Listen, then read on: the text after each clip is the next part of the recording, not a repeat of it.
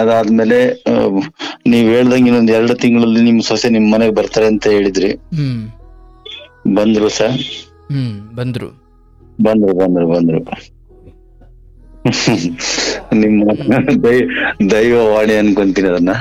ನಮಸ್ಕಾರ, ಎಲ್ಲಿಂದ ಫೋನ್ ಮಾಡ್ತಿರೋದು? ನಾವು ದಾವಣಗೆರೆ ಜಿಲ್ಲೆಯಿಂದ ಸರ್. ಈ ಮುಂಚೆ ಮಾತಾಡಿದ್ರಾ?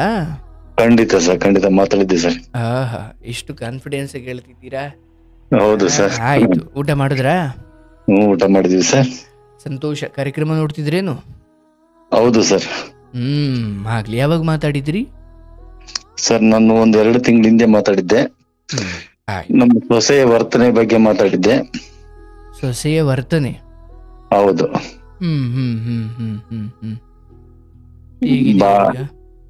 ಆಮೇಲೆ ನಾನು ಅದನ್ನ ನನ್ನ ಮಗನಿಗೆ ಹೇಳಿರ್ಲಿಲ್ಲ. ಆದ್ರೂ ಕೂಡ ನಾನು ಫಾಲೋ ಮಾಡ್ತಿರೋದ್ ನೋಡಿ ಅವನು ಮತ್ತೊಂದ್ಸರಿ ಅವನು ಮಾತಾಡಿದ್ದ. ಓಹೋ, ಗೊತ್ತಾಯ್ತು. ನಿಮ್ಮ ಗೌರ್ಮೆಂಟ್ ಕೆಲಸದವರು? ಹೌದು ಸರ್, ಹೌದು. ಆಯ್ತು. ಅದಾದ್ಮೇಲೆ ನೀವೇ ಸೋತು ನಿಮ್ಮ ಸೊಸೆನ ಕರ್ಕೊಂಬರ್ರಿ ಅಂತ ಹೇಳಿದ್ರಿ. ಆದ್ರೂ ಕೆಲವರು ಹಿರಿಯ ಸಲಹೆ ಪಡ್ಕೊಂಡು ನಾನು ಯಾವ್ದೇ ಕಾರಣಕ್ಕೂ ನಾನು ಹೋಗ್ಬಾರ್ದು ಅಂತ ಅನ್ಸಿತ್ತು. ನೀವು ಹೇಳಿದ್ರಿ, ಅದ್ರಲ್ಲಿ 2 ಮಾತಿಲ್ಲ. ತಾವು ಏನ್ ಹೇಳಿದ್ರಿ, ನೀವೇನು ಅವ್ರಿಗೂ ಕಾಲಿಗೆ ಬಿದ್ದು ಕರ್ಕೊಂಬರ್ಬೇಕಾ ಅಂತಾನು ಹೇಳಿದ್ರಿ, 1 ಮಾತು ಸೆಂಟರ್ಗೆ. ಆದ್ರೂ ನೀವು ಸೋತು ಕರ್ಕೊಂಬರ್ರಿ ಅಂತಾನು ಕೂಡ ಹೇಳಿದ್ರಿ ಸರ್. ಆದ್ರೆ ನಾವೇನು ಹೋಗ್ಲಿಲ್ಲ. ಅದಾದ್ಮೇಲೆ ನೀವ್ ಹೇಳ್ದಂಗೆ ಇನ್ನೊಂದ್ 2 ತಿಂಗಳಲ್ಲಿ ನಿಮ್ ಸೊಸೆ ನಿಮ್ ಮನೆಗ್ ಬರ್ತಾರೆ ಅಂತ ಹೇಳಿದ್ರಿ. ಬಂದ್ರು ಸರ್. ಬಂದ್ರು. ನಿಮ್ಮ ದೈವವಾಣಿ ಅನ್ಕೊಂತೀನಿ ಅದನ್ನ.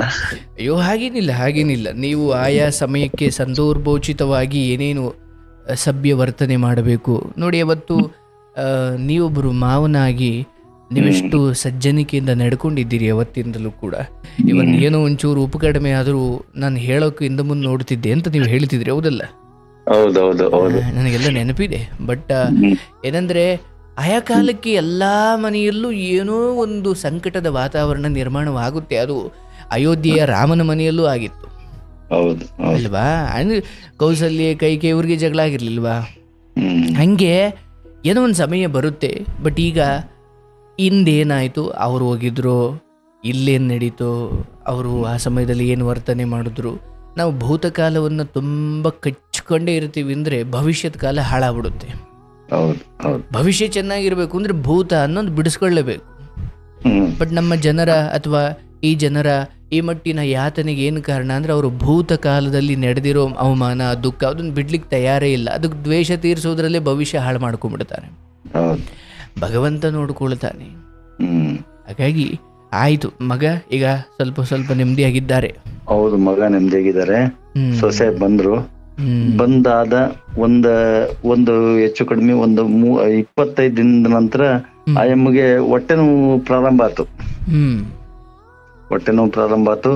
ನೀವು ಮೊದಲೇ ಹೇಳಿದ್ರಿ, ನೀವು ಎಷ್ಟೇ ಸುಧಾರಿಸಿದ್ರು ಕೂಡ ನೀವು ನಿಮ್ಮ ಮಾವ ಮತ್ತೆ ನೀವು ಮಗ ಚೆನ್ನಾಗಿರ್ತೀರಿ, ಆದ್ರೆ ಅತ್ತೆ ಸೊಸೆ ಸ್ವಲ್ಪ ಇದ್ದೇ ಇರುತ್ತೆ ಅಂತ. ಅದು ಇದ್ದೇ ಇತ್ತು. ಆದ್ರೆ ಒಂದೇ ಸರಿ ಸಡನ್ ಆಗಿ ಹೊಟ್ಟೆ ನೋವು ಬಂದಾಗ ನಾವು ಶಿವಮೊಗ್ಗ ಹಾಸ್ಪಿಟ್ಲಿಗೆ ಕರ್ಕೊಂಡು ಹೋದ್ವಿ. ಕರ್ಕೊಂಡು ಹೋಗ್ಬೇಕಾದ್ರೆ ಅವರ ಅತ್ತೆನೂ ಕೂಡ ಹೋಗ್ಬೇಕಾಗಿ ಬಂತು. ಆಮೇಲೆ ಅವ್ರನ್ನ ನಾವು ಮೊದ್ಲಿಂದನೂ ಮಗಳ ತರ ನೋಡ್ಕೋತಿದ್ವಿ. ಆಮೇಲೆ ಬಹಳ ಪ್ರೀತಿಯಿಂದನೇ ಅವ್ರ ಅತ್ತೆನೂ ಕೂಡ ನೋಡ್ಕೊಂಡ್ಲು. ಯಾವ ಕಾರಣಕ್ಕೂ ಇದುವರೆಗೂ ನನ್ನ ಮಾತಾಡ್ಸಿಲ್ಲ, ಅದು ಇದು ಅನ್ನೋ ಪ್ರಶ್ನೆನೇ ಬರ್ಲಿಲ್ಲ. ಅದಾದ್ಮೇಲೆ ಹಾಸ್ಪಿಟ್ಲಿಂದ ಡಿಸ್ಚಾರ್ಜ್ ಆಗಿ ಈಗ 3 ದಿನದ ಕೆಳಗೆ ನಾವು ಬಂದ್ವಿ ಮತ್ತೆ ವಾಪಸ್ ಮನೆಗೆ. ಈಗ ಅತ್ತೆ ಸೊಸೆ ಇಬ್ರು ಚೆನ್ನಾಗಿದ್ದಾರೆ ಸರ್. ಶಬಾಷ್. ಅತ್ತೆ ಸೊಸೆ ಒಂದಾಗ್ಲಿ ಹೊಟ್ಟೆನೋವೇ ಬರ್ಬೇಕಾಯ್ತು ನೋಡಿ. ಹೊಟ್ಟೆ ನೋವು ಅಂತಂದ್ರೆ ಸರ್ ಅದು ಆಗ್ಲಿಲ್ಲ. ಹೌದು, ಅಲ್ಲ ಗುರುಗಳು ಹೇಳಿದ್ದು ಸತ್ಯವಾಗಿ ನಡೀತು ಸರ್. ಅದು ನೀವ್ ಏನ್ ಹೇಳಿದ್ರು ಹಂಗೆ ನೋಡಿ. 2 ತಿಂಗಳಲ್ಲಿ ನಿಮ್ ಸೊಸೆ ನಿಮ್ ಮನೆಗೆ ಬರ್ತಾರೆ. ಸ್ವಲ್ಪ ಅತ್ತೆ ಸೊಸೆರು ಅವರು ಯಾವ್ದೇ ಕಾರಣಕ್ಕೂ ನೀವು ಮಾತ್ರ ಎಲ್ಲಾ ಚೆನ್ನಾಗಿರ್ತೀರಿ, ಆದ್ರೆ ಅತ್ತೆ ಸೊಸೆ ಯಾವ ಕಾರಣಕ್ಕೂ ಚೆನ್ನಾಗಿ ಸ್ವಲ್ಪ ಕಷ್ಟ ಆಗತ್ತೆ ಅಂತ ಹೇಳಿದ್ರಿ. ಅದು ಕಷ್ಟನೇ ಆತು. ಬಂದು 1 ತಿಂಗಳ ಆದ ನಂತರ ಅಂದ್ರೆ ಇವಾಗ ಒಂದು 3-4 ದಿನಗಳ ಕೆಳಗೆ ಗರ್ಭಕೋಶದ ಮೇಲೇನೋ ನೀರಿನ ಗುಳ್ಳೆ ಟೈಪ್ ಆಗತ್ತಂತೆ. ಸಾಮಾನ್ಯವಾಗಿ ಎಲ್ಲಾ ಹೆಣ್ಣು ಮಕ್ಳಿಗೂ ಆಗತ್ತಂತೆ, 90% ಆಗತ್ತಂತೆ. ಅದು ಕೆಲವರಿಗೆ ಮಾತ್ರ ನೋವು ಬರುತ್ತಂತೆ. ಆ ನೋವು ಬಂದ ಸಾಲಿಗೆ ನಮ್ ಸೊಸೆನೂ ಸೇರಿದ್ಲು. ಆ ಸಮಯದಲ್ಲಿ ಅತ್ತೆ ಆದವರು ಕಾಳಜಿ ಮಾಡಿದ್ದಾರೆ, ಬಹಳ ಅಂದ್ರೆ ಬಹಳ ಕಾಳಜಿ ಮಾಡಿದ್ದಾರೆ. ಅವರ ಮನ ಪರಿವರ್ತನೆ ಆಗಿರ್ಬಹುದು 100ಕ್ಕೆ 100 ಆಗಿರ್ಬೋದು ಸರ್. ಸತ್ಯ ಏನೋ ನಿಮ್ ಮನೇಲಿ ಒಂದು ನೆಮ್ಮದಿ ನೆಲೆಸಿದ್ರೆ ಅದ್ ನನಗೂ ಸಂತೋಷ. ಅಂದ್ರೆ ಹಿರಿಯರಾಗಿ ನೀವು ಈ ಸಮಯದಲ್ಲಿ ಆ ನೆಮ್ಮದಿ ವಾತಾವರಣ ನೋಡೋದೇ ನಿಮ್ಮ ಜೀವನದ ಅತಿ ದೊಡ್ಡ ಸಿರಿವಂತಿಕೆ ಇವತ್ತಿಗೆ ಅಲ್ವಾ? ಮಕ್ಕಳೆಲ್ಲ ಚೆನ್ನಾಗಿದ್ದಾರಾ? ಸರ್ ಚೆನ್ನಾಗಿದ್ದಾರೆ. ಆದ್ರೆ ಇವತ್ತು ಆಮೇಲೆ ಅಲ್ಲಿ ನಾವು ಈಗ ತವ್ರ ಮನೆಗೆ ಯಾಕೆ ಕಳ್ಸೋದು, ಚೆನ್ನಾಗಿದ್ದಾರೆ ನಾನೇ ನೋಡ್ಕೊಂತೀನಿ ಅಂತೇಳಿ ಅವ್ರ ಅತ್ತೆನೆ ಕರ್ಕೊಂಬಂದ್ಲು. ಅವ್ರ ಅತ್ತೆನೆ ಯಾವ ಕಾರಣಕ್ಕೂ ಅವ್ರ ತವ್ರ ಮನೆಗೆ ಹೋಗೋದ್ ಬೇಡ, ನಾನೇ ನೋಡ್ಕೊಂತೀನಿ ಅಂತ ಕರ್ಕೊಂಬಂದಿದ್ರು ಸರ್.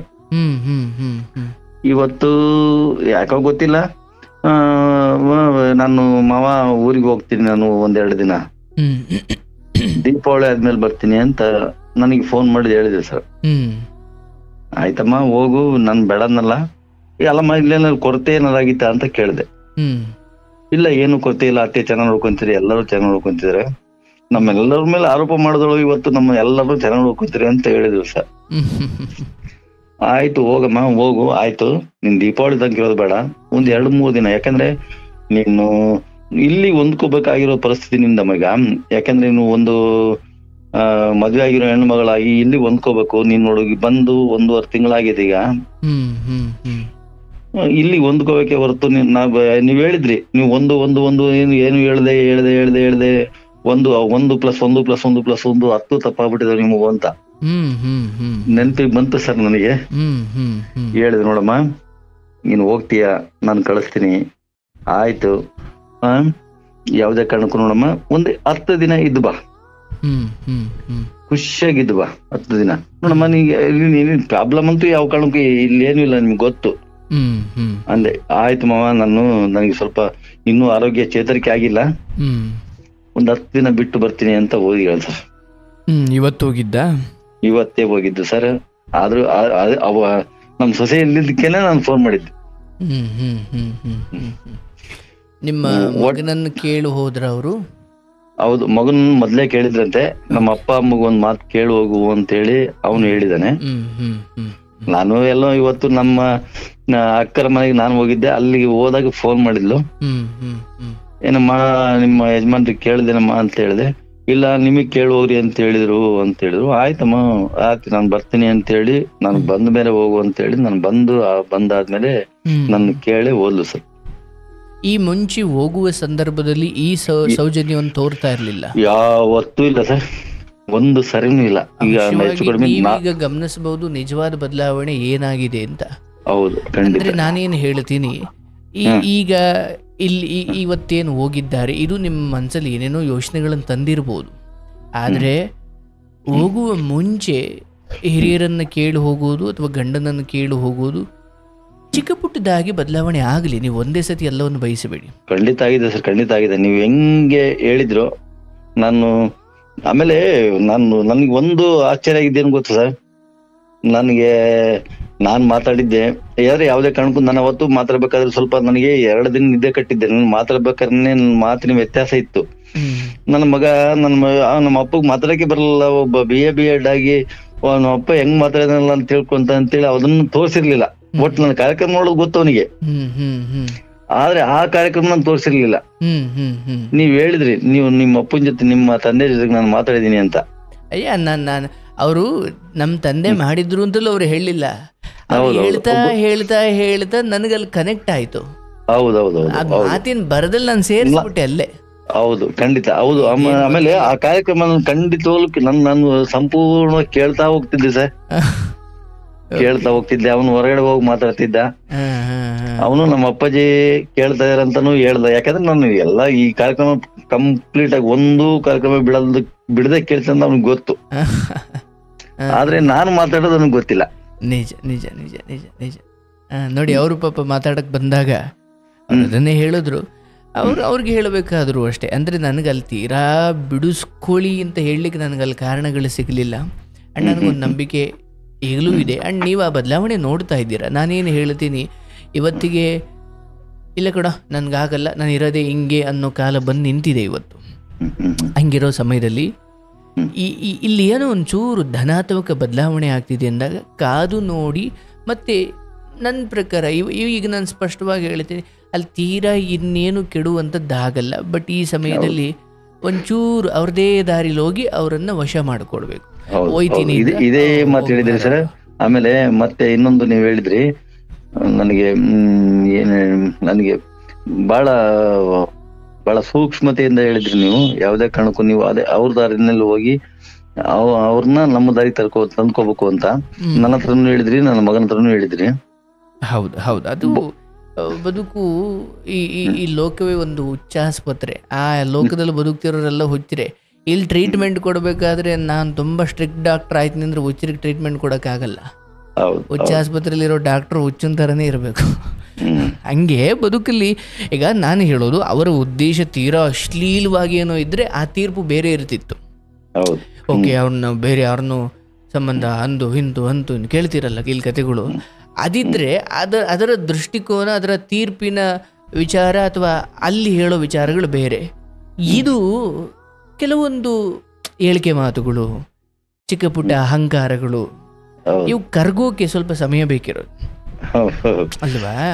ಹಾಗಾಗಿ ನೀವು ಕೂಡ ನನಗೆ ಅವತ್ತಿಗೂ ಮತ್ತು ಇವತ್ತಿಗೂ ನಿಮ್ಮ ಬಗ್ಗೆ ಹೆಮ್ಮೆ ಇರೋದು. ನಾನು ಅತ್ತೆ ಮಾವ ಹೆಂಗೆ ಹೊಂದ್ಕೊಂಡು ಹೋಗಬೇಕು ಅನ್ನೋದಕ್ಕೆ ನಿಮ್ಮ ಕತೆ ಕೇಳಿ ಎಲ್ಲ ಕಲಿಬೇಕು. ಅವತ್ತು ನಾನು ಅದನ್ನು ನೆನಪು ಮಾಡ್ಕೊಳ್ತಾ ಇದ್ದೆ. ಮತ್ತು ಅಲ್ಲಿ ಮನೆಯಲ್ಲಿ ಕೆಲವು ವಿಚಾರಗಳು, ಯಾವುದೋ ಹಬ್ಬ ನಡೀತಿತ್ತು, ಅಲ್ಲೊಂಚೂರು ಎಣ್ಣೆ ತಂದಿಟ್ಟಿದ್ದೋ ಇವೆಲ್ಲ ನಡೆದಾಗ ನಾನು ರೇಗೂ ಇದ್ದೀನಿ ಕೂಡ. ಹೌದು, ನೀವು ಕಳಕಾಗಿ ಹೇಳಿರಿ ಸರ್. ನನಗೆ ಭಾಳ ಹೆಮ್ಮೆ ಇದೆ ನನಗೆ. ಯಾಕಂದ್ರೆ ನನಗೆ ನೀವೇನೋ ಭಾಳ ಶಿಕ್ಷಿತವಾಗಿ ಹೇಳಿದ್ರು ಅಂತೇಳಿ ನನಗೇನು ಬೇಸರ ಇಲ್ಲ. ಯಾಕಂದ್ರೆ ನೀವು ಹೇಳಿದ ಸತ್ಯ. ಅದು ಕ್ಷಮೆ ಕೇಳಿ, ಬಹುಶಃ ನಿಮ್ಗೆ ಅದು ಬೇಸರ ಆಗಿರ್ಬೋದು. ಬಟ್ ಇಲ್ಲ, ಖಂಡಿತ ಇಲ್ಲ. ಯಾಕಂದ್ರೆ ಸರ್ ನೋಡಿ ಸರ್, ಒಬ್ಬ ಪ್ರಜ್ಞಾವಂತಗೆ ಯಾವುದೇ ಕಾರಣಕ್ಕೂ ಪ್ರಜ್ಞೆಯನ್ನ ನೀವು ಜ್ಞಾಪನ ಮಾಡಿಕೊಟ್ಟಿದ್ದು ಯಾವುದೇ ಕಾರಣಕ್ಕೂ ಬೇಸರ ಇಲ್ಲ. ನನ್ನ ಪ್ರಜ್ಞೆ ಅದು, ನನ್ ಪ್ರಜ್ಞಾನ ಸ್ಥಿತಿನ ನನ್ನ ಪ್ರಜ್ಞಾನಾಗಿ ಮಾಡಿದ್ರಿ ನೀವು, ಪ್ರಜ್ಞೆ ಬರೋವಾಗ ಮಾಡಿದಿರಿ. ಹೌದು, ಅವಾಗೆಲ್ಲ ಏನಾಗ್ಬಿಡ್ತವೆ, ಮನೆಯಲ್ಲಿ ಏನೇನು ತಂದಿಡ್ತೀವಿ, ಮನೆಯಲ್ಲಿ ಏನೇನು ಮಾತಾಡ್ತೀವಿ, ನಮಗಿಂತ ಚಿಕ್ಕವರಿಗೆ ಹಗುರ ಆಗ್ಲಿಕ್ಕೆ ಅದು ಕಾರಣ ಆಗ್ಬಿಡುತ್ತೆ. ಈಗ ಒಂದು ವೇಳೆ ಮನೆಯಲ್ಲಿ ಮಕ್ಕಳಿದ್ದಾರೆ, ಆ ಮಕ್ಕಳಿಗೆ ಸಿಗಬಾರ್ದ ವಸ್ತುಗಳೆಲ್ಲ ಸಿಗ್ತಿದ್ದಾವೆ ಅಂದ್ರೆ ಅವರು ತುಂಬಾ ಅರಾಜಕತೆಯಲ್ಲಿ ಬದುಕೋಕ್ ಶುರು ಮಾಡ್ತಾರೆ. ಆಮೇಲೆ ಸರ್, ನೀವು ಒಂದು ಮಾತು ಹೇಳಿದ್ರಿ, ಯಾವುದೇ ಕಾರಣಕ್ಕೂ ನೀವು ನಿಮ್ಮ ಮಗ ಚೆನ್ನಾಗಾಗ್ತೀರಿ, ನಿಮ್ಮ ಅತ್ತೆ ಅಂದ್ರೆ ನಮ್ಮ ಸೊಸೆಯ ಅಂದ್ರೆ ಅತ್ತೆ ಸೊಸೆಯರು ಬಹಳ ಪ್ರೀತಿಯಿಂದ ಸ್ವಲ್ಪ ಸಮಯ ಬೇಕಾಗತ್ತೆ ಅಂತ. ಆದ್ರೆ ಮೊನ್ನೆ ಹಾಸ್ಪಿಟ್ಲಿಗೆ ಹೋದಾಗ ನನಗೆ ಬಹಳ ಆಶ್ಚರ್ಯಕರವಾಗಿ ಕಂಡಿದ್ದೇನಪ್ಪ ಅಂತಂದ್ರೆ, ಸ್ವಾಮೀಜಿ, ನಮ್ಮ ಮನೆಯವರು ಸೊಸೆಯನ್ನ ಹೊಟ್ಟೆಯನ್ನ ಹಿಡ್ಕೊಂಡು ಕೂತ್ಕೊಂಡಿದ್ರು. ಅಂದ್ರೆ ಅವ್ರಿಗೇನೋ ನೋವು, ಅಂದ್ರೆ ಆ ಪ್ರೀತಿ ನೋಡಿ ನನಗೆ ಸಡನ್ ಆಗಿ ಶಾಕ್ ಆಯ್ತು. ಅಂದ್ರೆ ಇಷ್ಟು ಬೇಗ ಇಷ್ಟು ನೋಡಿ ಯಾವ್ದೋ ಒಂದು ಕಾಯಿಲೆನೇ ಮಾಡ್ಬಿಡ್ತೇನೆ ಇವ್ರನ್ನ ಅಂತ ಅನ್ಸ್ಬಿಡುತ್ತೆ ಸರ್ ನನಗೆ. ಸತ್ಯ, ಕೆಲವು ಕಷ್ಟಗಳು ಕೂಡ ಅದಕ್ಕೆ ಬರ್ತಾವಂತೆ. ಸಂಬಂಧಗಳ ಹಂಗ ನೋಡಿದ್ರೆ ಸೀತೆಯ ಶ್ರೇಷ್ಠತೆ ಅರ್ಥವಾಗ್ಲಿಕ್ಕೆ ರಾವಣ ಅಂದ್ರೆ ರಾಮ ಸೀತೆಯ ನಡುವಿನ ಪ್ರೇಮ ಹೇಗಿತ್ತು ಅಂತ ಲೋಕಕ್ಕೆ ತೋರಿಸ್ಲಿಕ್ಕೆ ರಾವಣ ಸೀತೆಯನ್ನು ಕಿಡ್ನಾಪ್ ಮಾಡ್ದಂಗೆ ಅಂತ ಒಂದು ದೊಡ್ಡವರು ಹೇಳ್ತಾರೆ. ಇಲ್ಲಾಂದಿದ್ರೆ ರಾಮ ಸೀತೆಯ ಆ ನಡುವಿನ ದಾಂಪತ್ಯದ ಶ್ರೇಷ್ಠತೆ ಅಂದ್ರೆ ರಾವಣ ಹೊತ್ಕೊಂಡು ಹೋದ ಮೇಲೂ ನನ್ನ ರಾಮನ್ ಬಿಟ್ಟು ನಾನು ಇನ್ನೊಬ್ಬನ ಕಣ್ಣೆತ್ ನೋಡಲ್ಲ ಅನ್ನೋ ಸೀತೆ ಇಲ್ಲದೆ ನಾನು ಬದುಕಲ್ಲ ಅಂತ ರಾಮ. ಅಂದ್ರೆ ವಿರಹದ ಸಮಯದಲ್ಲಿ ಹೆಂಗಿದ್ರು ಅನ್ನೋದೇ ಮುಖ್ಯ. ಹತ್ರ ಇದ್ದಾಗ ಎಲ್ಲರೂ ಇರ್ತಾರೆ. ಹಂಗೆ ಕಾಯಿಲೆ ಕಸಾನೆಗಳು, ದುಃಖ ದುಮ್ಮಾನಗಳು ಬರೋದೇ ಮನುಷ್ಯನ ಸಂಬಂಧಗಳು. ಅಂದರೆ ಅತ್ತೆ ಸೊಸೆ ಜಗಳ ಇತ್ತು ಸ್ವಾಮಿ, ಅದು ಎಲ್ಲರ ಮೇಲೂ ಇರುತ್ತೆ. ಆದರೆ ಸೊಸೆಗೇನೋ ಆದಾಗ ಎಲ್ಲೋ 100ರಲ್ಲಿ ಒಬ್ಬರು ಆ ಸೊಸೆ ಕೆಟ್ಟದಾದಾಗ ಹಾಳಾಗೋಲಿ ಬಿಡು ಅನ್ನೋರು ಎಲ್ಲೋ ಕಡಿಮೆ. ಇನ್ನು ಬಹುತೇಕ ಜನ ಆ ಹೊರಗಡೆ ಜಗಳಗಳನ್ನು ಮರೆತುಬಿಟ್ಟು ಸೊಸೆ ನಮ್ಮನೆ ಆಸ್ತಿ ಎಂದುಕೊಂಡೇ ನೆರವಾಗೂ ಅತ್ತೆದಿರೇ ಇದ್ದಾರೆ. ಅದರಲ್ಲಿ ಈಗ ಆ ದೃಶ್ಯ ಇದೆಯಲ್ಲ, ಅದು ನಿಮಗೆ ಜೀವನದ ದರ್ಶನ. ಹೌದು ಸರ್, ಯಾವತ್ತು ಮರೆಯಕ್ಕೆ ಸಾಧ್ಯನೇ ಇಲ್ಲ ಸರ್ ಅದನ್ನ. ಅದ್ ಹಂಗೆ ಇರಬೇಕು. ಹೌದು ಹೌದು ಜಗಳಗಳು ಬೇರೆ, ಕಷ್ಟಗಳು ಬಂದಾಗ ಕಾಗೆ ಎಲ್ಲಾರನ್ನು ಕರಿತದಲ್ಲ ಊಟಕ್ಕೆ, ಏನೋ ಒಂದೆರಡು ಅನ್ನದಗಳು ಸಿಕ್ಕಾಗ ಸಂಬಂಧಿಗಳನ್ನೆಲ್ಲ ಕರಿತಂಗೆ ಕಷ್ಟ ಬಂದಾಗ ಒಂದಾಗಬೇಕು. ಮಿಕ್ಕಿದ ಸಮಯದಲ್ಲಿ ಜಗಳಗಳು ಅವೆಲ್ಲ ಇದ್ದಿದ್ದೆ. ಕಷ್ಟ ಸಮಯದಲ್ಲೂ ಆ ಶತ್ರುತ್ವವನ್ನು ಸಾಧಿಸ್ಬಿಟ್ರೆ ಮನುಷ್ಯರಾಗಲ್ಲ ಅವರು. ಆಮೇಲೆ ನನ್ನ ಹತ್ರನು ಏನ್ ಹೇಳಿದ್ರು ಅದನ್ನೇ ನನ್ನ ಮಗನ ಹತ್ರನು ಹೇಳಿದ್ರಿ. ನನ್ನ ಮಗ ಏನಪ್ಪಾ ನೀನ್ ಮಾತಾಡಿದ್ಯಾ, ಯಾವ ಎಪಿಸೋಡ್ ಮಾತಾಡಿದ್ದೆ ಅಂತ ಕೇಳ್ದ. ಇಲ್ಲ ಕಣಪ್ಪ ನಾನು ಮಾತಾಡಿಲ್ಲ ಅಂತಂದೆ. ಯಾಕಂದ್ರೆ ನನಗೆ ಅವತ್ತು ನಾನು 2 ದಿನ ನಿದ್ದೆ ಕಟ್ಟು ಮಾತಾಡೋದ್ ಸರ್ ನನಗೆ ಅವತ್ತು ನಿತ್ರಾಣನಾಗಿದ್ದೆ ನಾನು.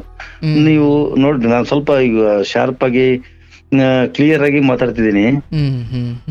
ಅವತ್ತು ಅದು ಎಲ್ಲಿಗೆ ಹೋಯ್ತಿರೋದು ನಾವು ಬೆಂಗಳೂರಿಗೆ ಹೋಗ್ಬಂದು ಅವತ್ತು ನೈಟ್ ಪೂರ್ತಿ ಕಂಪ್ಲೀಟ್ ನಿದ್ರೆ ಇರ್ಲಿಲ್ಲ ನನಗೆ. ಸಡನ್ ಆಗಿ ಫೋನ್ ಮಾಡಿದ ತಕ್ಷಣ ಸಿಕ್ಬಿಡ್ತು. ದೇವ್ರ ದಯೆ ಏನೋ ಗೊತ್ತಿಲ್ಲ, ಕೃಷ್ಣನ್ ದಯೆ. ಮಾತಾಡಕ್ ಹೋಗ್ತೀನಿ, ನಾನು ನಿತ್ರಾಣ ಆಗ್ತಿದೀನಿ. ಆಮೇಲೆ ಕೆಲವೊಂದು ನಮ್ಮ ಮನೆಯವರೇ ನೆನಪು ಮಾಡ್ಕೊಟ್ರು ಏನು ಸಂದರ್ಭ ಅಂತಂದಾಗ. ನೀವು ಅದನ್ನ ಗಮನಿಸಿದ್ರಿ ಕೂಡ. ನೋಡಿ ಆಯ್ತು ಸರ್, ಬಹಳ ಅದ್ಭುತ ಅಂದ್ರೆ ಅದ್ಭುತ. ಪರಮಾತ್ಮ ನಮಗೆ ನೀವು ಹೇಳಿದ ಪ್ರಕಾರ ಈ 2 ತಿಂಗಳಲ್ಲಿ ಏನಾಗ್ಬೇಕು ಅದ ಈ ತರ ಆಗತ್ತೆ ಅಂತ ಹೇಳಿದ ಪ್ರಕಾರನೇ ಆಗ್ತಾ ಇದೆ ಸರ್. ಅಯ್ಯೋ ಹಾಗೇನಿಲ್ಲ ನೋಡಿ, ನಾನು ಹೇಳೋದು ಮಗ, ನೀವು ಒಂದು ನಿಮ್ಮ ಇಡೀ ವಂಶ ಧರ್ಮದಲ್ಲಿ ಬಂದಿದ್ದೀರ, ಅದು ಪುಣ್ಯ ಶೇಖರಣೆ ಆಗಿರುತ್ತೆ. ಅದು ಎಲ್ಲೋ ಕಾಪಾಡಿ ಆಡುತ್ತೆ. ಅದು ನನ್ನ ಆಶೀರ್ವಾದ ಅಥವಾ ನನ್ನ ಹಾರೈಕೆ ಅಥವಾ ಯಾರೋ ದೊಡ್ಡವರ ಆಶೀರ್ವಾದಕ್ಕೂ ಮೀರಿ ನಿಮ್ಮ ಆರೈಕೆಯಿಂದಲೇ ಆಗಿರೋದು. ನೀವು ಅದನ್ನ ನೀವು ಒಪ್ಕೊಳ್ಳದೆ ಇದ್ರು ನಾನು ಒಪ್ಕೊಳಕ್ ತಯಾರ ಸರ್. ನನಗೆ ಗೊತ್ತಿಲ್ಲ, ಒಟ್ಟು ಗೊತ್ತಿಲ್ಲ. ನಾನು ಎಷ್ಟೆಷ್ಟೋ ಪ್ರಯತ್ನ ಮಾಡಿದ್ರು ಕೂಡ ಯಾವ ಪ್ರಯತ್ನಗಳು ವಿಫಲವಾದಾಗ ತಮ್ಮ ಹತ್ರ ಮಾತಾಡಿದಾಗ ನನಗೆ ನಿಮ್ಮ ಏನು ಸಾಂತ್ವನದ ಸಮಯ ಇತ್ತು ಅದೇ ಸಮಯದಲ್ಲಿ ನನಗೆ ನೀವೇನ್ ಹೇಳಿದ್ರು ಅದೇ ತರ ಆಗಿದೆ ಸರ್. ಅದಕ್ಕಿಂತ ದೊಡ್ಡ ಭಾಗ್ಯ ನಂದಿಲ್ಲ. ನಿಮ್ ದೊಡ್ಡತನ, ನೀವು ಹಿರಿಯರಾಗಿದ್ದು ಅದನ್ನ ಅಷ್ಟು ಪ್ರಸಾದದ ರೀತಿ ಸ್ವೀಕರಿಸಿದ್ದೀರಿ. ಇಲ್ಲ, ಖಂಡಿತ ದೊಡ್ಡ ಪ್ರಸಾದ. ನೀವ್ ಹೇಳಿದ್ರಿ ತಿರುಪತಿ ತಿಮ್ಮಪ್ಪನ ಪ್ರಸಾದ ಅಂತೇಳಿ, ಅದೇ ತರ ಪ್ರಸಾದ ಆಗಿದೆ ಸರ್. ನೋಡಿ ನಿಮ್ ನಗು, ನಿಮ್ ಸಂತೋಷ, ಮನೆಯಲ್ಲಿ ಎಲ್ಲ ಒಳ್ಳೇದೇ ಆಗುತ್ತೆ. ಸೊಸೆನು ಬರ್ತಾರೆ ಮತ್ತೆ ಇಲ್ಲ ಸರ್, ನಮ್ಮ ಮನೆಯವರು ನಿಮ್ಮ ಹತ್ರ ಮಾತಾಡ್ಬೇಕು ಸರ್.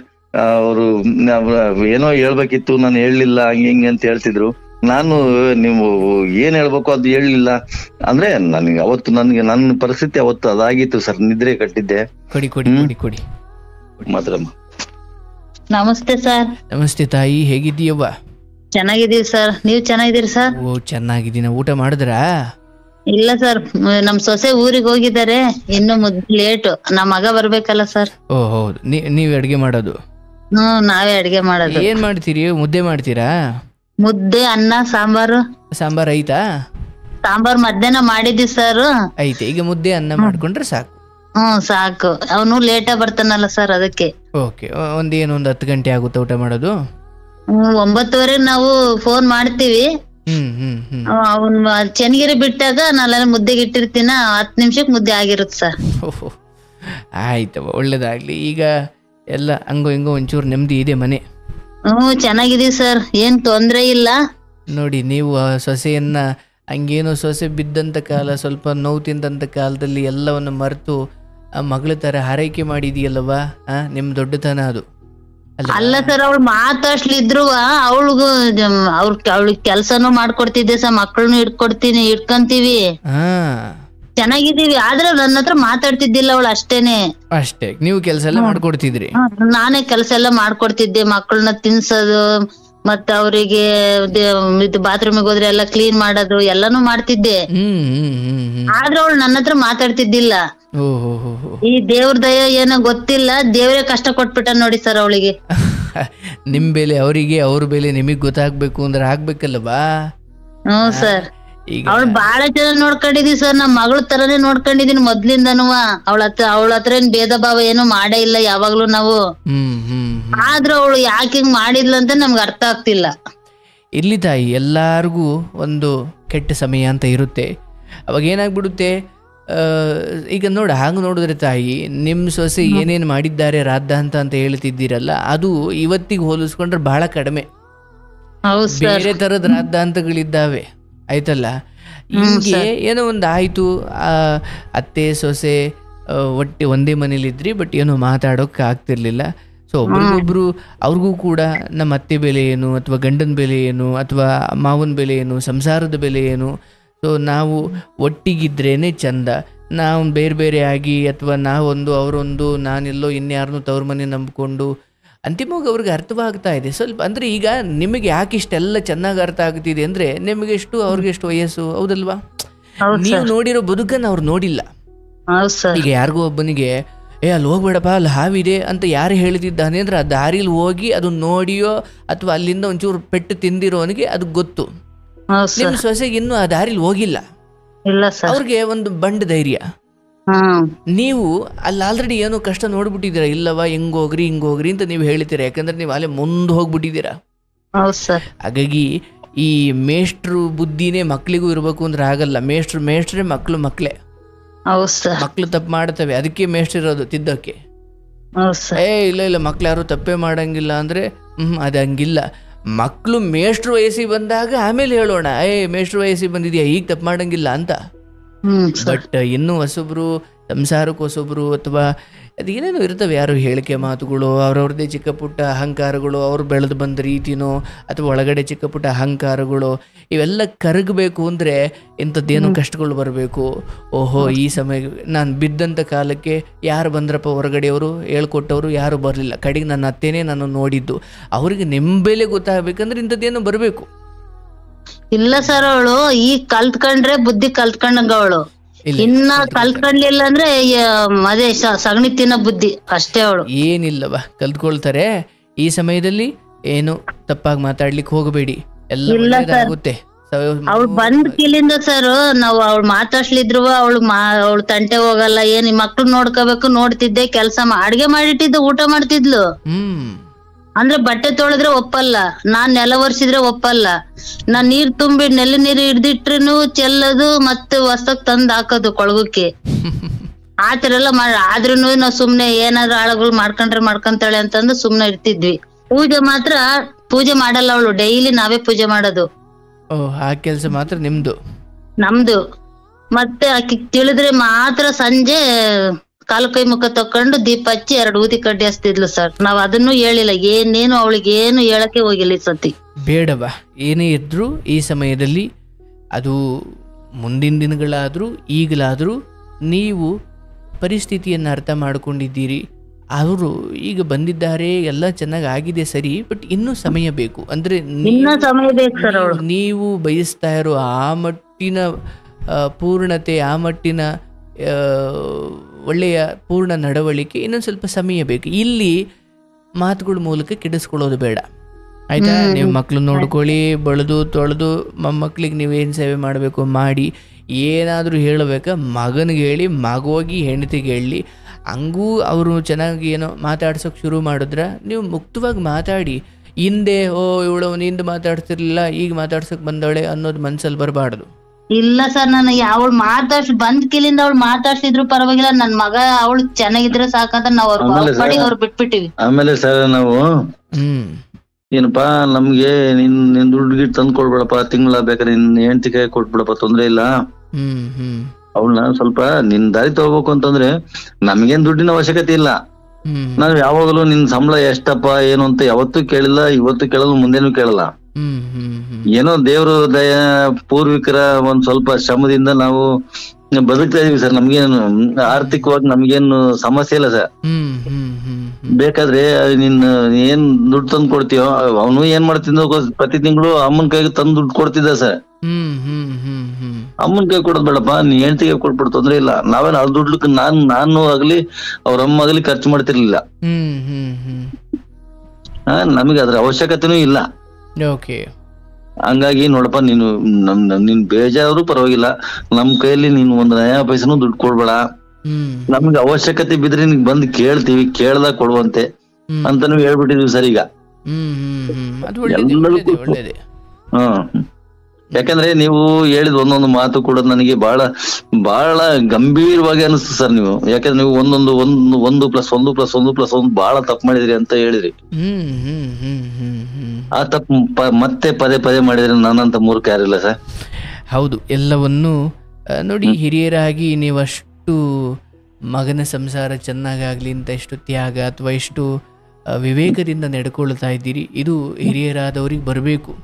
ಯಾಕಂದರೆ ತುಂಬ ಮನೆಯಲ್ಲಿ ನಾನು ಏನು ನೋಡಿದ್ದೀನಿ ಅಂದರೆ, ಹಿರಿಯರ ಅಹಂಕಾರಗಳೇ ತುಂಬ ಸರಿ ಮನೆ ಹಾಳು ಮಾಡಿಬಿಟ್ಟಿರ್ತವೆ. ಈಗ ಅವ್ರು ಹೇಳೋದ್ರಲ್ಲಿ ಸರಿ ಇರುತ್ತೆ, ಹೌದು, ಬಟ್ ಹೇಳೋ ವಿಧಾನಗಳು ಸರಿ ಇರಲ್ಲ.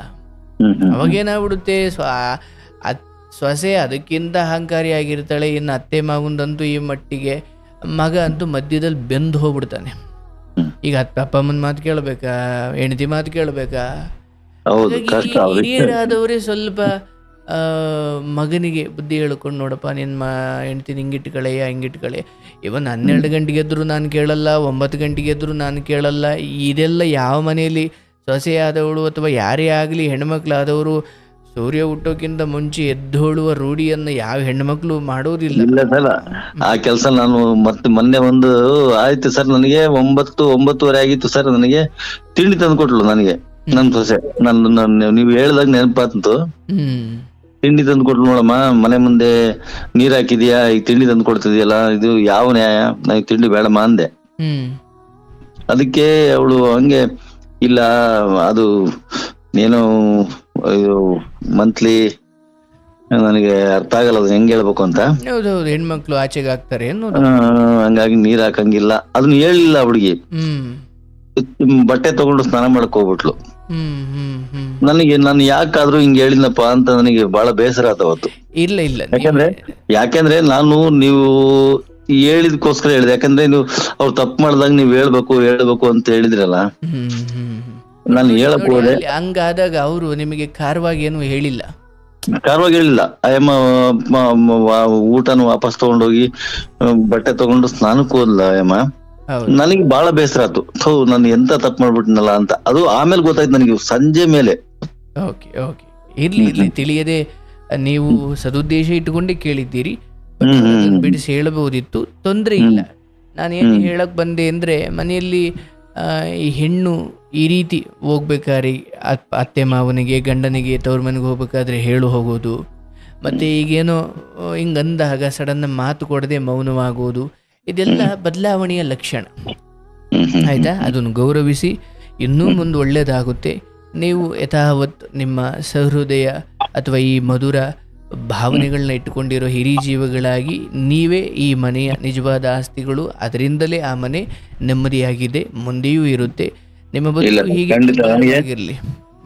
ಆಯ್ತು, ಖಂಡಿತವಾಗ್ಲು ಸರ್. ನಮ್ಗೆ ನಿಮ್ಮ ಒಂದು ಏನು ಪ್ರೋಗ್ರಾಮ್ ನಾನು ಅಟೆಂಡ್ ಮಾಡಿದೆ, ನಾನು ಬಹಳಷ್ಟು ಕೇಳಿದೀನಿ, ನಾನು 1000 ಕಾರ್ಯಕ್ರಮ ಕೇಳಿದೀನಿ ಸರ್. ಆ ಕೇಳಿದ ಕಾರ್ಯಕ್ರಮ ನೀವು ಹೇಳಿದ್ರಿ ಎಲ್ಲಾ ತಿರುಪತಿ ಮಾತ್ರ ನಮಗ್ ಮಾತ್ರ ಸಿಕ್ಕಿಲ್ಲ, ಬರೀ ತಿರುಪತಿ ಏನೋ ಹೇಳಿದ್ರಿ, ನನಗೆ ಅರ್ಥ ಆಗಿಲ್ಲ. ಅದು ಅರ್ಥ ಆಯ್ತು, ನಿಮಗ್ ಮಾತ್ರ ಸಿಕ್ಕಿಲ್ಲ ಅನ್ನೋ ಒಂದು ಇದನ್ನ ಹೇಳಿದ್ರಿ ನೀವು. ಹೌದು ಹೌದು ಹೌದು, ನಮಗೂ ಸಿಕ್ಬಿಡುತ್ತೆ ಸರ್ ಇವತ್ತು ತಿರುಪತಿ ಪ್ರಸಾದ. ನಿಜ, ಅದೇ ಬಹಳ ಅಂದ್ರೆ ಬಹಳ ಅನುಕೂಲ ಆಗುತ್ತೆ ನನಗೆ. ಬೇರೆಯವರು ಮನೆ ಕಟ್ಬೇಕಂತ ಇದೆ ನಮ್ಮ ಮಗ. ಓಹೋ, ಮನೆ ಕಟ್ಟಬೇಕು. ಸೊಸೆ ಮಗ ಮಾತಾಡ್ಕೊಂಡಾರ ಅದ್ರ ಬಗ್ಗೆ? ಇಲ್ಲ, ಅವ್ರದ್ದು ಹೌದಾ? ಇಲ್ಲ ಸರ್, ನಮ್ದು ಉದ್ದೇಶ ಏನ್ ಗೊತ್ತಾ ಸರ್, ನಮ್ದು ಈಗ ಆಲ್ರೆಡಿ ಒಂದ್ ಮನೆ ಇದೆ ಸರ್, ಒಂದ್ ಹಂಚಿನ ಮನೆ ಇದೆ ಸರ್, ನಮ್ಮ ಅಪ್ಪ ಕಟ್ಟಿದ್ದು. ಸ್ವಲ್ಪ ಸೈಟ್ ತಗೊಂಡಿದೀವಿ. ಆ ಕಡೆ ಮನೆ ಜನವರಿಂದ ಪ್ರಾರಂಭ ಮಾಡೋಣ ಅಂತ ನಮ್ಮ ಮಗ ಹೇಳ್ತಿದ್ದಾನೆ. ಅದಕ್ಕೆ ನಮ್ಮ ಶ್ರೀಮತಿ ಅವರು ಹೇಳ್ತಿದಾರೆ ಮನೆ ಕಟ್ಟೋಣ ಅಂತ ಹೇಳಿ. ಕಟ್ಬೇಕು, ನಾವು ಇರೋದ್ರೊಳಗೆ ಅವಂದು ಮನೆ ನೋಡಿ ಹೋಗೋಣ ಅನ್ನೋ ಆಸೆ ಪಾಪ. ತಪ್ಪಿಲ್ಲ, ಖಂಡಿತ ಆಗುತ್ತೆ, ಅದರಲ್ಲಿ ಡೌಟೇ ಬೇಡ. ಅವ್ರು ಒಬ್ರೆಲ್ಲ ಮಗ ಅವನ್ ಪಾಪ ಆ ಕಡೆ ಈ ಕಡೆ ಪರದಾಡೋದ್ ಬೇಡ, ನಾವ್ ದಿಮ್ನಾಗಿದ್ದೀವ, ಇವಾಗ್ಲೇನೆ ಮನೆ ಮಾಡ್ಕೊಟ್ಬಿಟ್ರೆ ನಮ್ಗಂತ ನೆಮ್ಮದಿ. ಆಯ್ತವ, ಮನೆಗೂ ಮೀರಿ ಮನಸ್ಸುಗಳು ಮೊದಲು ಒಂದಾಗಬೇಕು, ಆಮೇಲೆ ಮನೆ ಬೇಗ ಆಗೋಗುತ್ತೆ. ಆಯ್ತಾ? ಮನಸ್ಸುಗಳು ವಾಸಿಸೋದಿಕ್ಕೆ ಮನೆ ಬೇಕವ, ಹೌದಲ್ಲವಾ? ಮನಸ್ಸುಗಳೇ ಒಡೆದೋಗಿದ್ರೆ ಮನೆ ಕಟ್ಟಿ ಏನ್ ಮಾಡ್ತೀರಾ? ಸೊ ಸೊಸೆದು ಒಂಚೂರು ನಿಮಗೆ ಹಿಡಿತ ಬರಲಿ, ಆಮೇಲೆ ನೀವು ಶುರು ಮಾಡಿ. ನಿಮ್ಮ ಜೀವಿತಾವಧಿಯಲ್ಲಿ ನೀವು ಚೆನ್ನಾಗಿದ್ದ ಕಾಲದಲ್ಲಿ ಮನೆಯನ್ನೂ ನೀವು ನೋಡ್ತೀರಾ. ನಿಮ್ಮ ಮಗ ಅಷ್ಟು ಸಜ್ಜನನಾಗಿ ಬದುಕ್ತಿದ್ದಾನೆ, ಆ ನಂಬಿಕೆಯಂತೂ ಮಗನ ಮೇಲೆ ಇಡಬಹುದು, ಹೌದಲ್ವೇ? ಹೌದು ಸರ್. ಆಮೇಲೆ ನೀವು ಒಂದ್ ಮಾತು ಹೇಳಿದ್ರಿ, ನಿಮ್ಗೆ ಯಾವ್ದೋ ಶ್ರೀಕೃಷ್ಣನ್ ದಯೆಯಿಂದನೇ ನಿಮ್ಗೆ ಫೋನ್ ಸಿಕ್ಕಿತ್ತು ಇವತ್ತು ನಿಮ್ಗೆ ಅಂತನೂ ನಮ್ಗೆ ನಿಮ್ಮ ವಾಣಿಯಿಂದ ಬಂತು. ಅವ್ರು ಖಂಡಿತವಾಗ್ಲೂ ಶ್ರೀಕೃಷ್ಣನ ಒಂದು ದಯೆಯಿಂದನೇ ನಮಗೆ ಅವತ್ತು ಫೋನ್ ಸಿಕ್ತು. ಆಮೇಲೆ ನೀವು ಹೇಳಿದ ತರನೇ ಆಯ್ತು. ಈಗ ನನಗೆ ಅದನ್ನ ನನ್ವರ್ಗು ಬಂದ್ ಮತ್ತೆ ತಲುಪಿಸುದ್ರಲ್ಲ, ಅದು ನಿಮ್ ದೊಡ್ಡದು. ಇಲ್ಲ ಖಂಡಿತ ನಾನು ಡಿಸೆಂಬರ್ ಮಾಡ್ತೀನಿ ಸರ್ ಅಂತ ಅವತ್ತು ಫೋನ್ ಅಲ್ಲಿ ಹೇಳಿದೀನಿ ಸರ್.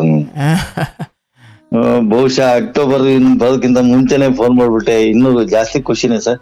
ಬಹಳ ನನಗಂತೂ ಬಹಳ ಸಂತೋಷ. ಈಗ ನೋಡಿ ನೀವು ಕಾರ್ಯಕ್ರಮದಲ್ಲಿ ಗಮನಿಸಿ ನೋಡಿ, ಹಾಗೆ ಇಲ್ಲಿಂದ ಒಂಚೂರೇನು ನೆಮ್ಮದಿ ಪಡ್ಕೊಂಡು ಅವ್ರು ಮತ್ತೆ ಫೋನ್ ಮಾಡ್ತಾರೆ, ಅಯ್ಯೋ ಹಂಗೆ ಹೇಳಿದ್ರಿ ಸರ್, ಹೆಂಗ ಆಗ್ಬಿಡ್ತು ಸರ್, ಬಹಳ ಖುಷಿಯಾಗಿದ್ದೀನಿ ಸರ್, ಅಥವಾ ಈಗೇನೋ ನಂದು ತಪ್ಪು ತಿತ್ಕೊಂಡು ಬದುಕ್ತಾ ಇದ್ದೀನಿ ಸರ್, ಹಿಂಗೇನೋ ಅಂದಾಗ ನಿಜವಾದ ಸಾರ್ಥಕತೆ ಅದೇ ಆಗಿರುತ್ತೆ. ಇಲ್ಲ ಸರ್, ಪರಮಾತ್ಮ ನಾನು ಹೇಳಿದ್ದೆ, ಅವತ್ತು ಹೇಳಿದ್ದೆ, ಇವತ್ತು ಹೇಳಿದೀನಿ, ತಮ್ಮಿಂದ ಬರೋ ವಾಣಿಗಳೆಲ್ಲ ದೈವ ವಾಣಿಗಳೇ. ಆಮೇಲೆ ತಾವು ಎಷ್ಟು ಸಾವಧಾನದಿಂದ ತಾಳ್ಮೆ ಸರ್, ಆ ದೇವ್ರು ಹೆಂಗೋ ಕೊಟ್ಟ ನಿಮ್ಗೆ ಗೊತ್ತಿಲ್ಲ. ಬಹುಶಃ ದೇವ್ರಿಗೆ ಆ ತಾಳ್ಮೆ ಇರೋದು ಅಂತ ಅನ್ಕೊಂಡಿದೀನಿ ನಾನು. ಆ ದೇವ್ರೇ ನೀವು ಅಂತ ಅನ್ಕೊಂಡು ನಾನು ಸಂಪೂರ್ಣವಾಗಿ ಭಾವಿಸಿದೀನಿ. ತಮ್ಮ ಕಾರ್ಯಕ್ರಮ ಯಾವುದೇ ಕಾರಣಕ್ಕೂ ತಮ್ಮ ಜೀವಿತಾವಧಿವರೆಗೂ ಕೂಡ ಈ ಕಾರ್ಯಕ್ರಮ ಸದಾ ಸಾಗ್ಲಿ ಸರ್. ಅಂದ್ರೆ ನೀವು ಬಹಳ ಪ್ರಾಮಾಣಿಕವಾಗಿ ನೋಡಿ, ಒಂದಿನ ಲೇಟ್ ಆಯ್ತು ಅಂತೇಳಿ ಅವತ್ತು ಗುರುವಾರ ದಿನ ಅವತ್ತು ಆ ಕಾರ್ಯಕ್ರಮ ಆಗದೆ ಇದ್ದಕ್ಕೆ ಮತ್ತೆ ಶುಕ್ರವಾರನೂ ಮಾಡಿದ್ವಿ. ಗಮನಿಸಿದೀರಾ? ಹೌದು ಹೌದು ಸರ್, ಯಾಕಂದ್ರೆ ನಾನು ಒಂದು ದಿನನೂ ಕಾರ್ಯಕ್ರಮ ಮಿಸ್ ಮಾಡಲ್ಲ ಸರ್. ಹೌದು, ನಾನು ಆ ಮೂಲಕನೂ ಸಮಾಜಕ್ಕೆ ನಿಮ್ಮ ಕೆಲಸ ಏನೋ ಕಾರಣಕ್ಕೆ ನಿಂತು ಹೋದಾಗ ನೀವು ಕೆಲಸ ವಿಧಿನೇ ಸೋತ್ ಬಿಡ್ಬೇಕು ನಿಮ್ ಮುಂದೆ. ಹಂಗೆ ಇಲ್ಲ, ನಾನು ಗುರುವಾರ ಅವಕಾಶ ಕೊಡಲ್ವಾ, ನಾನು ಶುಕ್ರವಾರ ಮಾಡ್ತೀನಿ. ಹೌದು ಹೌದು, ಇಲ್ಲ ಈ ತರ ಮಾಡ್ತೀವಿ, ಸಮಾಜಕ್ಕೆ ಒಳ್ಳೆ ಸೇವೆ ಮಾಡ್ತೀರಿ ಸರ್.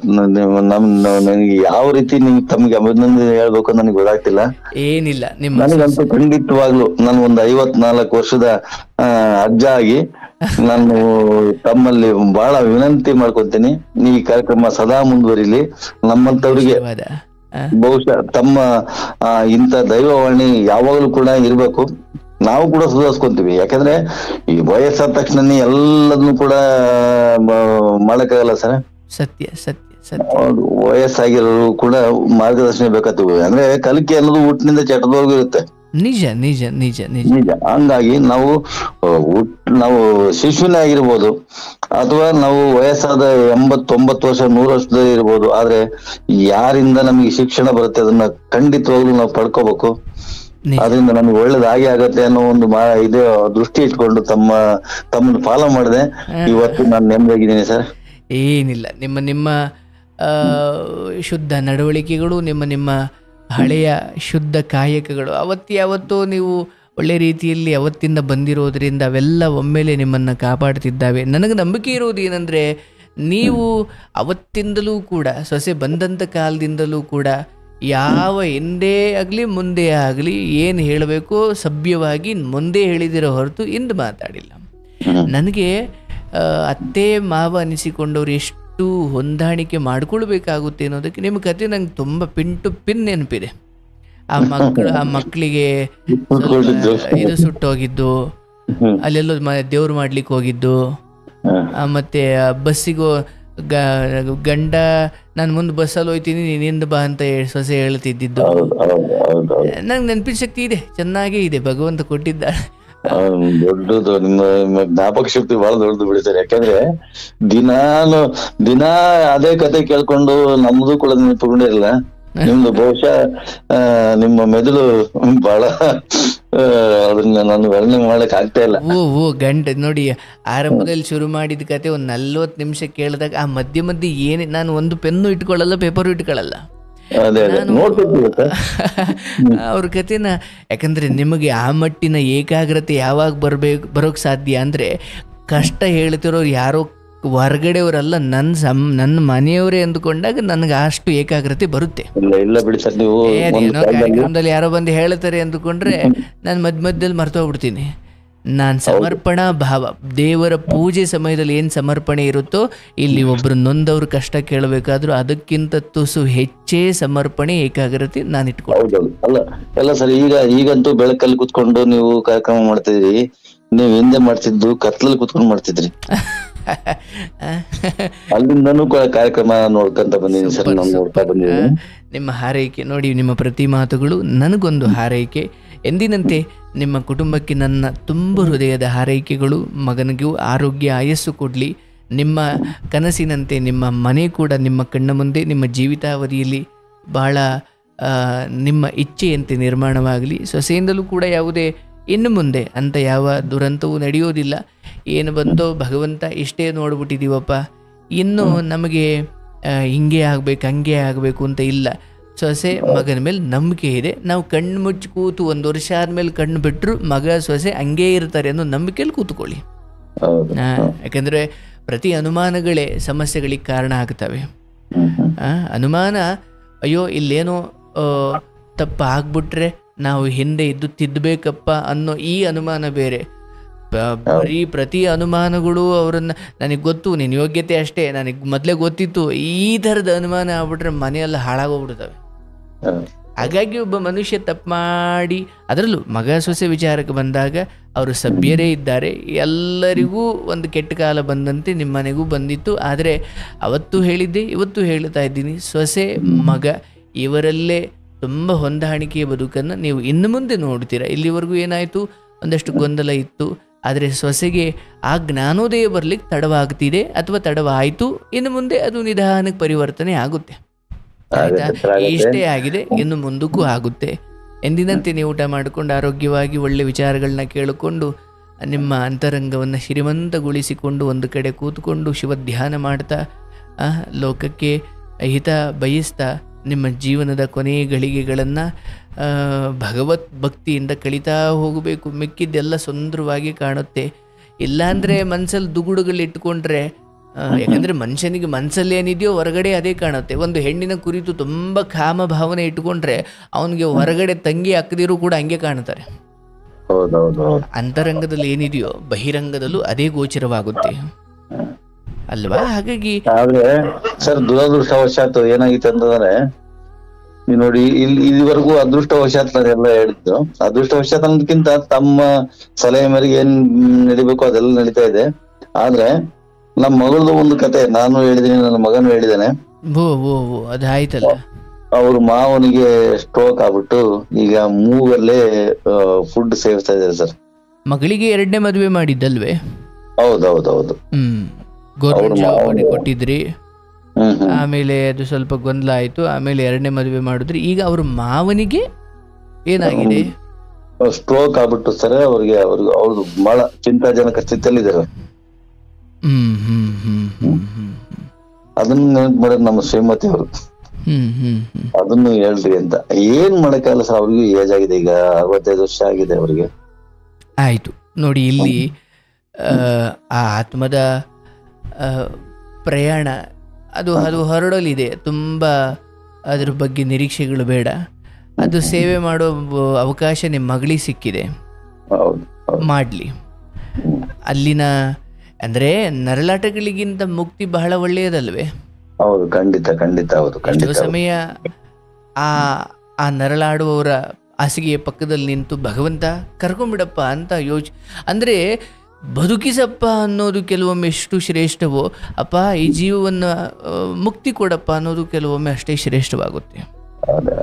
ಸೊ ಆ ಜೀವ ಆಯಿತು, ನನಗೆ ಅದು ಕೇಳಿಲ್ಲ ನೋಡಿಲ್ಲ, ಬಟ್ ನನ್ನ ಅರಿವಿಗಿರೋದು ಅದು ತನ್ನ ಕೊನೆ ಕ್ಷಣಗಳಲ್ಲಿದೆ.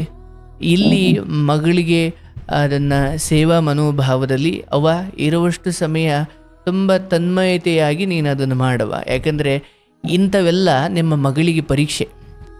ಹೌದು ಸರ್, ಹೌದು. ನಾನು ಅದಕ್ಕೇನೆ ನೋಡಿ ಸರ್, ಈ ದಸರಾ ಮಕ್ಕಳು ಈಗ ರಜಾ ಇದೆಯಾ, ಅದೇ ಅವ್ರೇನು LKG UKG ಪಾಪ ಅವ್ರೇನು ಬಾ ದೊಡ್ಡ ಕ್ಲಾಸ್ ಅಲ್ಲ, ಆದ್ರೂ ದಸರಾಕ್ ಬರ್ತೀನಿ ಅಂತ ಹೇಳಿದ್ರು. ನೋಡಮ್ಮ, ಯಾವುದೇ ಕಾರಣಕ್ಕೂ ಬರ್ತೀನಿ ಅನ್ನೋ ಮಾತು ಮಾತಾಡಬೇಡ. ಯಾಕಂದ್ರೆ ಈಗ ಈ ಪರಿಸ್ಥಿತಿನಲ್ಲಿ ನಿನ್ನ ಕರ್ಕೊಂಡ್ಬಂದ್ರೆ ನಮ್ಗೆ ಒಂದು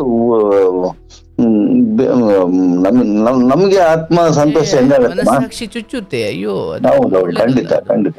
ಆಮೇಲೆ ಬೇಕಾದ್ರೆ ಮಕ್ಳಿಗೆ ರಜೆ ಹಾಕ್ಸಿ ಕರ್ಕೊಂಡ್ ಬಾ. ಶಿಕ್ಷಣ ಒಂಚೂರು ಕಡಿಮೆ ಆದ್ರೂ ಪರವಾಗಿಲ್ಲ, ಮನೇಲಿ ಹಿರಿ ಜೀವ ಅಲ್ಲಿ ನರಳ್ತಾ ಇರ್ಬೇಕಾದ್ರೆ ಬರುವ ಯೋಚನೆ ಮಾಡೋದು ಒಳ್ಳೇದಲ್ಲವಾ? ಹೌದೌದು. ನಾನು ಅದು ಖಚಿತವಾಗಿ ಹೇಳಿದೆ ಸರ್. ನನ್ ಮಗಳು ಬರಕ್ಕೆ ಯಾವುದೇ ಕಾರಣಕ್ಕೂ ರೆಡಿ ಇಲ್ಲ ಸರ್. ಯಾಕಂದ್ರೆ ನೀವು ಕೊಟ್ಟಿರೋ ಆ ತಿಳುವಳಿಕೆ ಎಲ್ಲ ತವರು ಮನೆಯವ್ರಿಗೂ ಆ ಬುದ್ಧಿ ಇರಬೇಕು. ಯಾವುದೇ ಕಾರಣಕ್ಕೂ ನೋಡಮ್ಮ ನೀನ್ ಬರ್ತೀನಿ ಅಂತ ಹೇಳ್ಬೋದು. ಯಾಕಂದ್ರೆ ಇಲ್ಲಿವರೆಗೂ ಬರ್ತೀನಿ ದಸರಾ ರಜೆಗೆ ಬರ್ತೀನಿ ಅಂತ ಹೇಳ್ತಾ ಇದ್ದು. ಮೊನ್ನೆ ಕಳೆದ ಶುಕ್ರವಾರ ದಿನ ಹಾಸ್ಪಿಟ್ಲಿಗೆ ಅಡ್ಮಿಟ್ ಮಾಡಿದಾಗ ನೋಡಮ್ಮ ನಿಮ್ ಮಾವ ಕಂಪ್ಲೀಟ್ ಕ್ಲಿಯರ್ ಆಗಿದಾರಂತಂದ್ರೆ ನಿನ್ನ ದಸರಾ ರಜೆಗೆ ಕರ್ಕೊಂಬರಕ್ ನಾನೇ ಬರ್ತೀನಿ, ಅಥವಾ ನಿಮ್ಮ ಯಜಮಾನ್ರಿಗೆ ಫೋನ್ ಮಾಡಿ ನಾನು ಹೇಳ್ತೀನಿ ಕರ್ಕೊಂಬರಪ್ಪ ಅಂತ ಹೇಳಿ. ಅಕಸ್ಮಾತ್ ಅವ್ರು ಕ್ಲಿಯರ್ ಆಗ್ಲಿಲ್ಲ ಅಂದ್ರೆ ಯಾವುದೇ ಕಾರಣಕ್ಕೂ ನೋಡಮ್ಮ ನೀನ್ ಬರ್ತೀನಿ ಅನ್ಬಾರ್ದು, ನಾವು ನಾನ್ ಬಂದ್ ಕರ್ಕೊಂಬರೋದು ಇಲ್ಲ ಯಾವ ಕಾರಣಕ್ಕೂ. ಅದು ಕೇಳಲೇಬಾರ್ದು ಅಂತ ಹೇಳಿದೆ ಸರ್. ಇರ್ಲಿ, ಅದು ಪಾಪ ಅವ್ರಿಗೂ ಸಾಮಾನ್ಯ ಅರಿವಂತೂ ಇರುತ್ತೆ, ಬಟ್ ಕೆಲವೊಮ್ಮೆ ಮಕ್ಕಳು ಇರ್ತಾವಲ್ಲ ಹಂಗಾಗಿ ಹೇಳಿರ್ಬೋದು. ಆದರೆ ಅವರು ಅದನ್ನು ಸೇವಾ ಮನೋಭಾವದಲ್ಲಿ ಮಾಡ್ತಿದ್ದಾರೆ, ತೊಂದರೆ ಇಲ್ಲ. ಬಟ್ ಆ ಜೀವದ ವಿಚಾರವಾಗಿ ಅದೊಂದು ಹೆಚ್ಚು ಕಡಿಮೆ ಮುಗಿದ ಕತೆ ಆಯಿತು. ಆದರೆ ಸೇವೆ ಮಾಡುವ ಅವಕಾಶ ಈಕೆಗೊಂದು ಯೋಗ ಮತ್ತು ಒಂದು ಪರೀಕ್ಷೆ ಆಯ್ತಲ್ಲ. ಈ ಸಮಯದಲ್ಲಿ ರಜನೂ ಬರೋದು, ಮಾವನೂ ಕಾಯಿಲೆ ಬೀಳೋದು, ಈ ಎರಡರ ಆಯ್ಕೆಯಲ್ಲಿ ಆಕೆ ಮಾವನನ್ನ ಆಯ್ಕೆ ಮಾಡಿಕೊಳ್ಳೋದು ಧರ್ಮ. ರಜೆ ಮುಂದೆಯೂ ಬರುತ್ತೆ, ಆದರೆ ಆ ಹಿರಿ ಜೀವಕ್ಕೆ ಆಸರೆ ಆಗಬೇಕಾದ ಸಮಯದಲ್ಲಿ ನಾನು ಕಾರಣ ಕೊಟ್ಟು ಸ್ವಲ್ಪ ಬದಿಗೆ ಸರದೆ ಅಂದ್ರೆ ಇದಕ್ಕಿಂತ ಹೀನವಾದದ್ದನ್ನು ಇವ್ರು ನೋಡ್ಬೇಕಾಗುತ್ತೆ. ಹೌದು ಸರ್, ಹೌದು. ಅದು ಬರೆದಿಟ್ಟು ಬಿಟ್ಟಿರುತ್ತದನ್ನ. ಇರ್ಲಿ, ಈ ಸಮಯದಲ್ಲಿ ಮಕ್ಕಳನ್ನು ಬೇಕಾದ್ರೆ ಕರ್ಕೊಂಡು ಬನ್ನಿ, ತೊಂದರೆ ಇಲ್ಲ. ಆದರೆ ಅವರು ಅಲ್ಲೇ ಇದ್ದು ಅವರ ಕರ್ಕೊಂಬರಲ್ಲ ಸರ್, ಯಾವುದೇ ಕಾರಣಕ್ಕೂ ಈಗ ಹೋಗೋದಿಲ್ಲ. ಯಾಕಂದ್ರೆ ಮಕ್ಕಳು ಕೂಡ ಅವರ ಏನು ಆರೋಗ್ಯ ಅನಾರೋಗ್ಯವಂತರಾಗಿದ್ದಾರೆ, ಅವ್ರಿಗೂ ಕೂಡ ಮಕ್ಕಳು ನೋಡ್ಬೇಕು, ಮೊಮ್ಮಕ್ಕಳು ನೋಡ್ಬೇಕು ಅನ್ನೋ ಆಸೆ ಇರುತ್ತೆ. ಆಯ್ತು ನೋಡಿ, ನಿಮ್ಮ ಯೋಚನೆ ಇನ್ನೂ ಅದ್ಭುತ. ಅದು ಏನೋ ಅವರೇ ಕಳಿಸಿದ್ರೆ ಮಾತ್ರ, ಅದ್ರ ಹೊರತಾಗಿ ಬಿಡಿ, ಅದು ಮಗಳು ಬದುಕು, ಅದಾಗಲಿ ಒಳ್ಳೇದಾಗಲಿ. ಈಗ ನೆಮ್ಮದೇನಿದೆ ಎಲ್ಲವೂ ನಿಧಾನವಾಗಿ ಹೂವು ಅರಳದಂಗೆ ಅರಳುತ್ತೆ. ಆ ಪೂರ್ಣ ಅರಳುವಿಕೆಗೆ ಒಂಚೂರು ಸಮಯ ಕೊಡಿ, ಮೌನವಾಗಿರಿ, ಯಥಾವತ್ ಆನಂದಮಯವಾಗಿ ಸಂತೋಷವಾಗಿ ಮರುತೂಟ ಮಾಡಿಕೊಂಡು ಚೆನ್ನಾಗಿರಿ. ಎಲ್ಲ ಒಳ್ಳೆಯದಾಗುತ್ತೆ, ಮನೆಯೂ ಕಟ್ಟುತ್ತೀರಾ, ಎಲ್ಲವೂ ಶುಭವಾಗಲಿ. ನನ್ನ ಪೂರ್ಣ ಹರಕೆ ಅಂತ ಹೇಳಲ್ಲ, ಆದರೆ ನನ್ನ ಪ್ರಾರ್ಥನೆ ಏನಂದರೆ ನಿಮ್ಮ ಮನೆ ನೆಮ್ಮದಿ ಹೆಚ್ಚಾಗಲಿ, ಮಗನಿಗೆ ಆಯಸ್ಸು ಆರೋಗ್ಯ ನೆಮ್ಮದಿ ಕೊಟ್ಟು ಭಗವಂತ ಕಾಪಾಡಲಿ. ನಿಮ್ಮ ಈ ಸಜ್ಜನ ವ್ಯಕ್ತಿತ್ವಕ್ಕೆ ಅಥವಾ ಅವತ್ತಿಂದ ಇವತ್ತಿನವರೆಗೂ ಆ ಸಭ್ಯತೆಯಿಂದ ಬಂದಿದ್ದೀರಿ, ಅದರ ಪ್ರತಿಫಲ ಎಂಬಂತೆ ನಿಮ್ಮ ಕೊನೆಯ ಗಳಿಗೆ ಆರೋಗ್ಯಪೂರ್ಣವಾಗಿರಲಿ. ಇದು ನನ್ನ ಹಾರೈಕೆ. ಧನ್ಯವಾದ. ಫೋನ್ ಸಿಕ್ಕಿದ ಯೋಗ. ಒಳ್ಳೇದಾಗ್ಲಿ, ಶುಭವಾಗ್ಲಿ. ಗೋವಿಂದ. ನೋಡಿ, ಬಹಳ ಒಂದಷ್ಟು ತಿಂಗಳುಗಳ ಹಿಂದೆ ನಾನು ಮಾತಾಡಿದ್ದೆ. ಬಹುಶಃ ಕಾರ್ಯಕ್ರಮ ಬಿಡದೆ ಪ್ರತಿ ಸಂಚಿಕೆಯನ್ನು ಕೇಳೋರಿದ್ದರೆ ನಿಮಗೆ ನೆನಪಿರುತ್ತೆ. ಇವರು ಮಾತಾಡಿದ್ರು ಅವ್ರ ಸೊಸೆ ಕುರಿತು. ನೋಡಿ, ಪಾಪ ಸೊಸೆ ದೊಡ್ಡ ಗುಣ, ಅವರಲ್ಲೂ ನಿಧಾನವಾಗಿ ಪರಿವರ್ತನೆ ಆಗ್ತಾ ಇದೆ. ಅಂಡ್ ಅದಕ್ಕೂ ಮೀರಿ ಆಶ್ಚರ್ಯ ಏನನ್ಸ್ಬಿಡ್ತು ಅಂದರೆ, ಈಗ ಮಾತಾಡಿದ್ರಲ್ಲ ಈ ಹಿರಿಯರು, ಅತ್ತೆ ಮಾವನ ಸ್ಥಾನದಲ್ಲಿ ಎಷ್ಟು ಚಂದವಾಗಿ ಆ ಸೊಸೆಯನ್ನು ಭಾವಿಸಿದ್ರು. ತಪ್ಪುಗಳು ಕಂಡಾಗಲೂ ಕೂಡ ಗೌರವಾನ್ವಿತವಾಗಿ ಹೇಳಿದ್ರು. ಎಲ್ಲರ ಮನೆಯಲ್ಲೂ ಇದ್ದಂತೆ ಇವ್ರ ಮನೆಯಲ್ಲೂ ಕಷ್ಟ ಅಥವಾ ಮನಸ್ತಾಪಗಳು, ಏನೋ ಮುಖ ಗಂಟಿಕ್ಕಿಕೊಳ್ಳುವ ವಾತಾವರಣಗಳು ಬಂದಿದ್ದು. ಆದರೆ ಇವರು ಅದರಲ್ಲೂ ಈಗ ಮಾತಾಡಿದ್ರಲ್ಲ ಆ ಹಿರಿಯರು ಮಹಾನುಭಾವರು, ಅವರು ನನಗೊಂದು ನೆನಪಿದೆ. ಅವರು ಹೇಳಿದ್ದು, ಸೊಸೆ ಅಡುಗೆ ಮಾಡಿ ತಟ್ಟೆಗೆ ಬಡಿಸಿದಾಗ ಸಾಂಬಾರು ಏನೋ ಉಪ್ಪು ಸರಿ ಇರಲಿಲ್ಲ, ಅಥವಾ ಉಪ್ಪು ಹಾಕಿರಲಿಲ್ಲ, ಅಥವಾ ಉಪ್ಪು ಜಾಸ್ತಿ ಆಗಿತ್ತೋ ಏನೋ. ಇವರು ಅದನ್ನು ಊಟ ಮಾಡೋಕ್ಕೆ ಆಗ್ತಾ ಇಲ್ಲ. ಈಗ ಬೇರೆ ಯಾರೋ ಆಗಿದ್ರೆ ಏನು ನಿಂಗೆ ಗೊತ್ತಾಗಲ್ವಾ?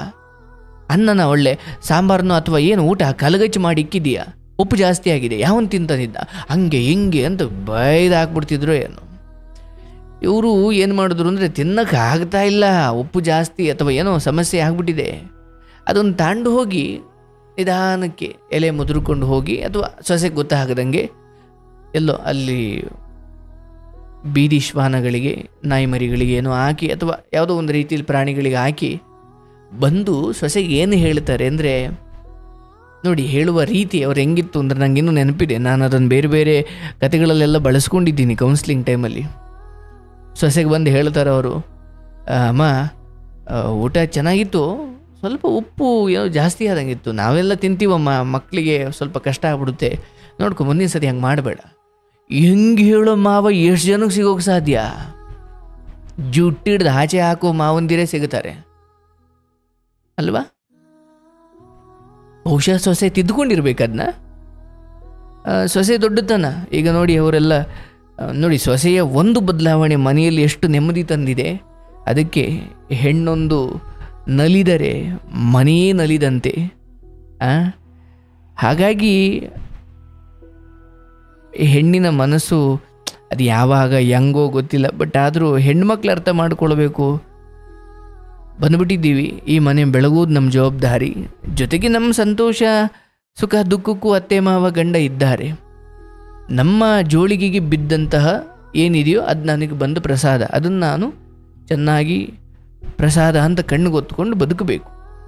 ಅದನ್ನು ಬಿಟ್ಟು ನಾನು ತುಂಬ ಹಠ ಮಾಡ್ತೀನಿ, ನಂಗೆ ತವ್ರ ಮನೆ ಐತೆ, ಅದೈತೆ ಇದೈತೆ, ಹಂಗೆ ಹಿಂಗೆ ಅಂತ ಮಾಡಿದ್ರೆ ನಾಳೆ ದಿನ ತುಂಬ ದುಃಖ ಅನುಭವಿಸ್ಬೇಕಾಗುತ್ತೆ.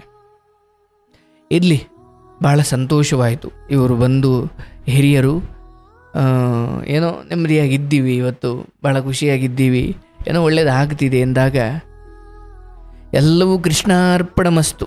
ಯಾವುದು ನನ್ನದು ಅಂತ ಏನೂ ಇಲ್ಲ. ನಾನು ನಿಮ್ಮ ಹಿತಕ್ಕೋಸ್ಕರ ನನ್ನ ಜ್ಞಾನ ಅಥವಾ ನನ್ನ ಪುಟ್ಟ ಅರಿವನ್ನು ಬಳಸಿ ಏನು ಹೇಳಿದ್ನೋ, ಒಳ್ಳೇದಿದ್ದರೆ ಅದು ಯಾವಾಗಲೂ ಒಳ್ಳೆಯದೇ ಆಗುತ್ತೆ. ಅದು ನಾನು ಹೇಳೋದ್ರಲ್ಲ, ಯಾರು ಹೇಳಿದ್ರೂ ಆಗುತ್ತದು ಅಲ್ವಾ? ಆದರೆ ಅವರು ನನಗೆ ಸುಮ್ಮನೆ ದೊಡ್ಡ ಸ್ಥಾನ ಕೊಟ್ಬಿಟ್ಟಿದ್ದಾರೆ. ಅವ್ರ ದೊಡ್ಡತನ, ಒಳ್ಳೇದಾಗಲಿ.